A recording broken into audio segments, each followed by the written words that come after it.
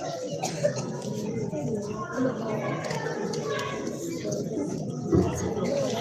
اللہ الرحمن الرحیم. الہی التجا ہے اگر تو کرم کرے، الہی التجا ہے اگر تو کرم کرے، وہ بات دے زباں پر جو دل پر اثر کرے. الحمدللہ رب العالمین والصلاة والسلام علی سید الانبیاء والمرسلین وعلی آلہ وصحبہ اجمعین. اما بعد فاعوذ باللہ من الشیطان الرجیم. بسم اللہ الرحمن الرحیم. قال اللہ تبارک وتعالی فی القرآن المجید والذین هم عن اللغو معرضون. وقال النبی صلی اللہ علیہ وسلم من حسن اسلام المرء ترکہ ما لا یعنیہ.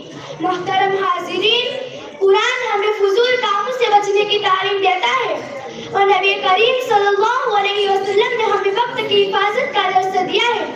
مگر آج موبائل فون نے ہماری توجہ عبادت، اخلاق اور ذمہ داری سے ہٹا دی ہے.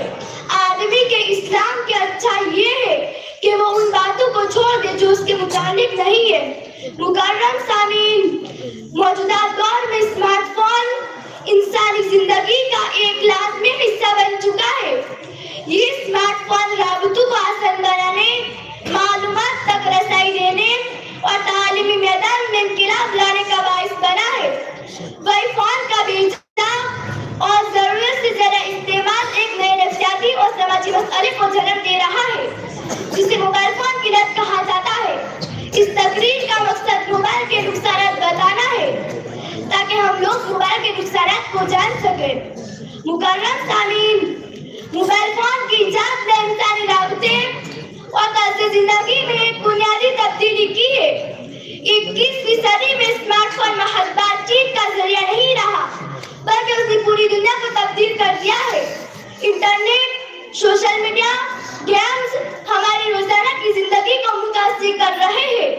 جب موبائل فون کا استعمال کنٹرول سے باہر ہو جائے، انسان کی سماجی ذاتی زندگی پر منفی اثرات مرتب کرنے لگے تو اسے لت کہا جاتا ہے.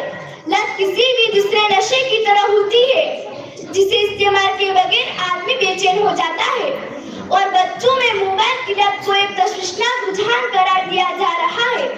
اس مسئلے کو ہمیں سنجیدگی سے لینا چاہیے. موبائل کی لت ایک حقیقی اور تیزی سے بڑھتا ہوا مسئلہ ہے جو جدید ٹیکنالوجی کے منفی استعمال کا نتیجہ ہے. اس مسئلے کی سنگینی کو ہمیں تسلیم کرنا چاہیے، مزید گہرائی سے اس پر سوچنا چاہیے تاکہ ہم اور والدین اپنے بچوں کو موبائل کے استعمال سے بچا سکیں. اپنی ذاتی ذمہ داری، خاندانی تعاون اور مدرسوں میں یہ بات بچوں کو بتانے سے اس نشے کے بڑھتے ہوئے خطرات کو کم کیا جا سکتا ہے. محترم سامعین، عام طور پر ذہنوں میں یہ بات آتی ہے کہ بڑی کمپنی کے مالک موبائل اور پلیٹ فارم بناتے ہیں اس لیے ان کے گھروں میں موبائل فون کا بہت زیادہ استعمال ہوتا ہوگا، لیکن حقیقت اس کے برعکس ہے.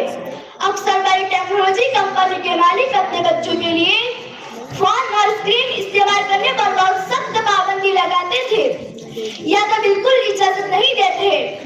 خاص طور پر چھوٹے عمر کے بچوں کے لیے، جسے بل گیٹس نے مائکروسافٹ کمپنی کے مالک، انہوں نے اپنے بچوں کو 14 سال کی عمر تک اسمارٹ فون استعمال کرنے کی بالکل اجازت نہیں دی تھی. وہ گھر میں خاص طور پر کھانے کے وقت میں موبائل کے استعمال کی بہت سخت پابندی لگاتے تھے. اسٹیو جابس ایپل کمپنی کے مالک ایک انٹرویو میں بتاتے ہیں کہ وہ اپنے بچوں کو گھر میں آئی فون استعمال کرنے نہیں دیتے تھے. اس کی وجہ وہ اپنے بچوں کو کتابیں پڑھنے اور تقریر میں حصہ لینے کی ترغیب دیتے تھے.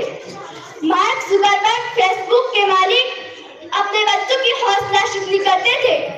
موبائل کے استعمال کرنے پر یوس پیگس اسنیپ چیٹ کے مالک پوری ایک ہفتے یعنی 7 دن میں صرف 90 منٹ اپنے بچوں کو موبائل استعمال کرنے کے لیے دیتے تھے.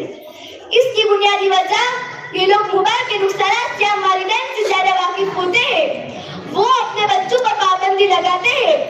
وہ سمجھتے ہیں کہ موبائل کا نشہ ایک طرح کی بری لت ہے اور موبائل اس طرح بنائے گئے ہیں کہ موبائل کا استعمال کرنے والے لوگوں کو زیادہ سے زیادہ اس میں مشغول رکھے.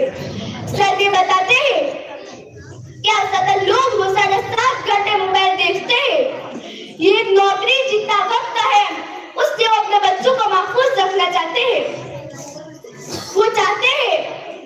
اپنے بچے دنیا کے حقیقی رابطے، کھیل اور سماجی مہارتیں سیکھے، لکھنا، پڑھنا اور ہاتھوں سے کچھ بنانا سیکھے۔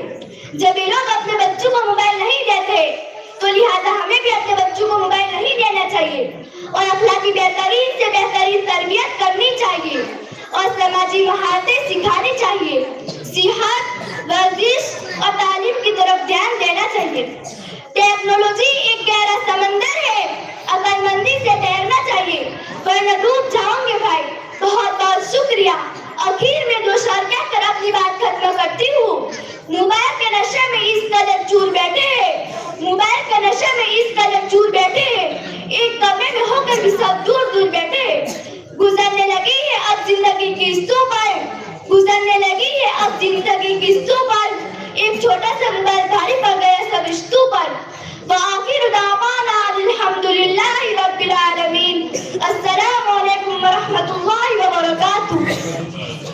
ماشاء اللہ۔